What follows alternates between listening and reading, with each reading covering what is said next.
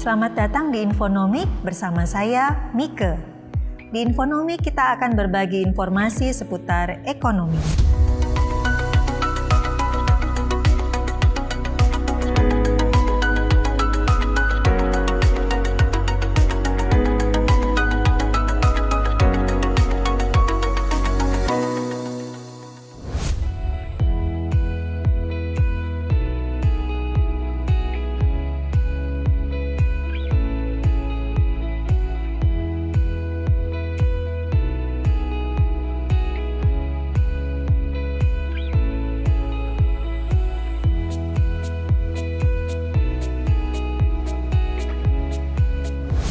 Infonomik kali ini kita akan berbagi tentang uang dan pernikahan.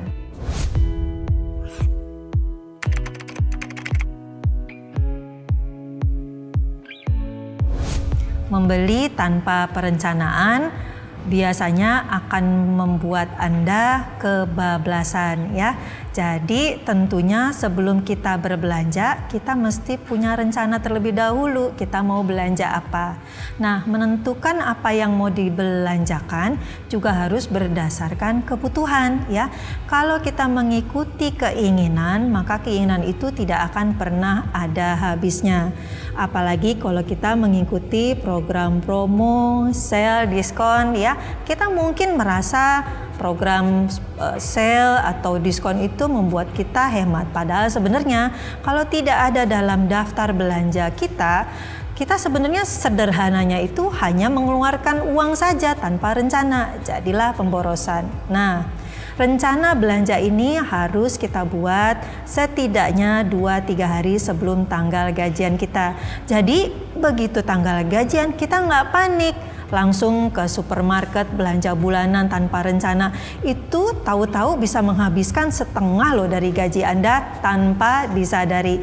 Karena segala sesuatu jadinya serba penting. Nah, padahal kita punya keterbatasan gaji kita.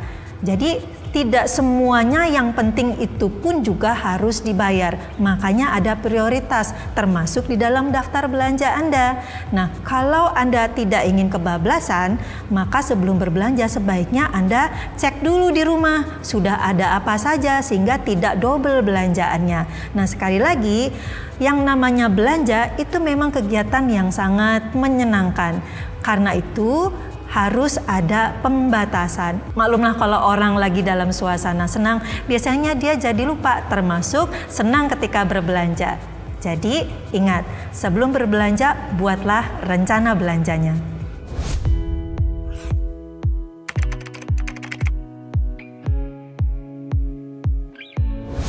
Takut dalam berinvestasi biasanya disebabkan karena orang belum paham apa produk investasinya, bagaimana skemanya. Nah, yang seringkali salah kaprah adalah ketika orang berinvestasi, mereka hanya fokus pada keuntungan yang akan didapatkannya. Padahal keuntungan itu pun baru berupa asumsi atau perkiraan saja. Yang perlu diingat bahwa berinvestasi itu selalu ada keuntungan tapi juga ada kerugiannya. Jadi keuntungan dan kerugian dalam berinvestasi selalu berjalan beriringan. Jadi suami Anda, Ibu, sebenarnya kalau dia takut berinvestasi ada baiknya juga loh. Jadi tidak kebablasan. Coba Ibu bayangkan, kalau kita cuma fokus pada keuntungannya aja sehingga kita lupa ruginya, nah kita bisa semua uang kita taruh di situ.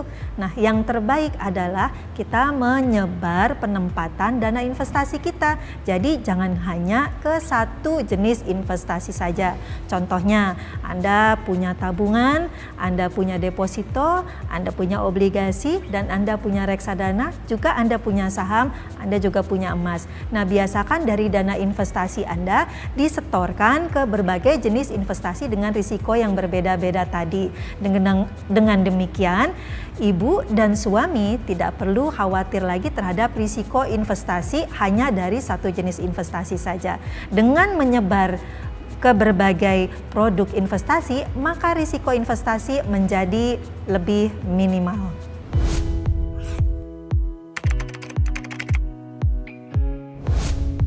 Dalam perencanaan keuangan sebenarnya tujuan investasi adalah untuk kita bisa mencapai tujuan-tujuan keuangan yang menjadi prioritas dalam hidup kita. Nah, salah satu prioritas keuangan dalam hidup kita adalah memiliki rumah. Dengan demikian sebenarnya dalam berinvestasi sudah sejalan sebenarnya dengan tujuan keuangan untuk memiliki rumah tadi. Nah, pada dasarnya kalau begitu dalam perencanaan keuangan kita berinvestasi dengan tujuan. Nah, tujuan dalam berinvestasi ini memang ada yang spesifik seperti pembelian rumah tadi. Tapi Anda juga boleh kok tujuan berinvestasi semata-mata memang untuk mendapatkan keuntungan. Namun harus diingat, walaupun Anda tujuan investasi untuk mendapatkan keuntungan, tapi tidak boleh menetapkan tujuan investasi untuk untung setinggi-tingginya. Sebab harus diingat, untung setinggi-tingginya juga pasti risikonya bisa jadi setinggi-tingginya. Nah, karena itu harus menetapkan berapa batasan jumlah keuntungan yang ingin Anda capai. Contoh misalnya, dalam setahun Anda menginginkan untuk mendapatkan keuntungan 15%, ya, sehingga Anda mencari produk investasi yang bisa memberikan keuntungan 15% tadi. Kalau Anda ditawari produk investasi yang memberikan keuntungan di atas itu, misalnya 20 atau 30%, Anda mesti paham terlebih dahulu bahwa keuntungan yang dijanjikan tadi pasti juga akan setara dengan risikonya. Nah, sudah siap belum dengan risiko investasinya?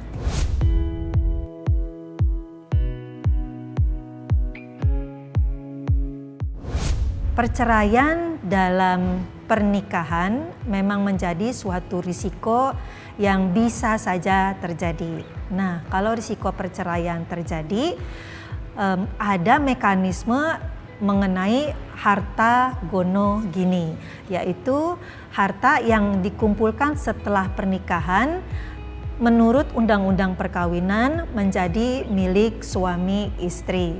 Nah, tentunya perlu kita hitung terlebih dahulu setelah terjadi risiko perceraian tadi, berapa sih harta yang dikumpulkan setelah pernikahan. Ini tentunya berbeda dengan harta yang sudah dikumpulkan sebelum pernikahan. Nah, harta yang dikumpulkan sebelum pernikahan itu tetap menjadi milik masing-masing pasangan. Sementara harta setelah pernikahan itu bisa dibagi secara proporsional. Nah, kadangkala suami istri dalam kehidupan rumah tangganya sebelum perceraian membeli berbagai aset, misalnya rumah atau kendaraan dengan satu nama pasangan. Otomatis biasanya kalau sudah atas nama pasangan yang bersangkutan, maka harta tersebut bisa saja diklaim menjadi hartanya dia. Padahal uangnya mungkin yang digunakan adalah uang berdua. Nah, disinilah harus terjadi kesepakatan. Nah, ketika kita bernegosiasi dalam membagi harta gono gini, pada dasarnya harus didasari dengan niat baik. Kan pada awalnya juga ketika menikah kita juga ingin selamanya ya. Namun jalan hidup menentukan lain, sehingga di sini kejujuran, keterbukaan, keadilan haruslah menjadi dasar dari pembagian harta gono gini ketika perceraian terjadi.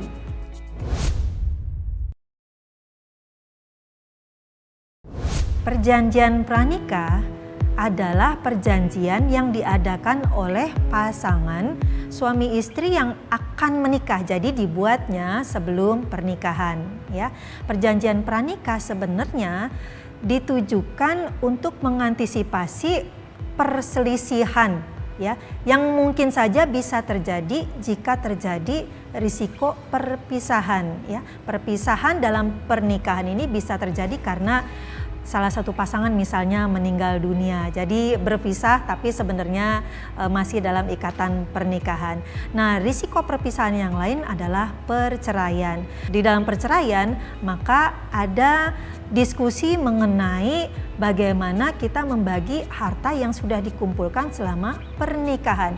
Nah, di undang-undang pernikahan sebenarnya sudah diatur harta sebelum pernikahan tetap menjadi bagian masing-masing, sementara hanya harta setelah pernikahan saja yang bisa dibagi secara proporsional. Nah, untuk itu memang ketika terjadi risiko perceraian, ya, maka mulailah mendata apa saja sebenarnya harta yang sudah dikumpulkan oleh suami istri tersebut ya, yang mana menjadi bagian dari harta gonogini yang akan dibagi secara proporsional tadi. Nah, sekali lagi keterbukaan ya, kemudian juga niat baik ya, kemudian juga keadilan harus menjadi dasar dari pembagian harta gonogini sehingga kepentingan dan hak semua pihak yaitu suami dan istri yang terlibat dapat terakomodir.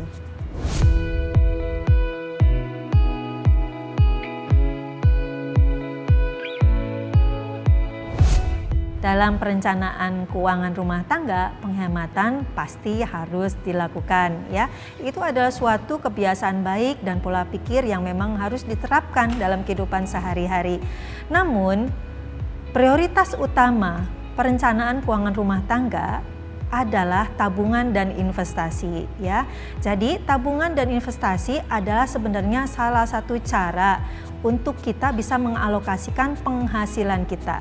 Nah, penghematan sebenarnya adalah untuk memampukan kita agar terjadi surplus keuangan yang lebih besar lagi sehingga surplus tersebut dapat dialokasikan untuk tabungan dan investasi.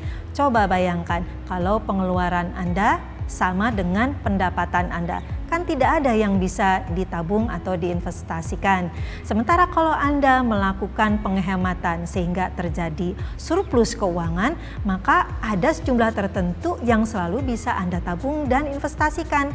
Namun kalau kita menunggu sisa atau menunggu surplus, biasanya susah terjadi sisa itu. Karena itu sebaiknya suami istri dalam kehidupan rumah tangganya sebelum menggunakan penghasilannya untuk berbagai kebutuhan rumah tangga terlebih dahulu harus dipotong di depan. Jadi penghematannya bukan di belakang tapi harus di depan, yaitu langsung dipotong untuk tabungan dan investasi untuk berbagai tujuan keuangan keluarga di masa depan, dan minimum dari potongan untuk tabungan dan investasinya jangan kurang dari 10% dan idealnya adalah 30% dari penghasilan keluarga.